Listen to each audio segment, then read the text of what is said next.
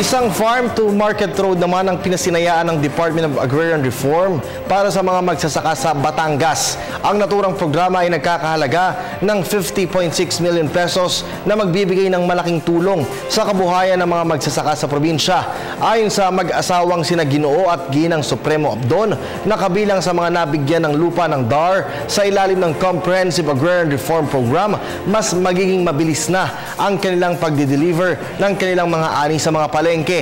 Malaking tulong din umano ang pagsasanay sa pangangasiwa ng bukid na ibinigay ng DAR upang mapalaki ang produksyon ng kanilang mga ani. Dati po, doon sa palay po, ang unahin ko po yung palay. Ang palay ho ay doon dati na hindi pa ho tunay na nakakapag-aral.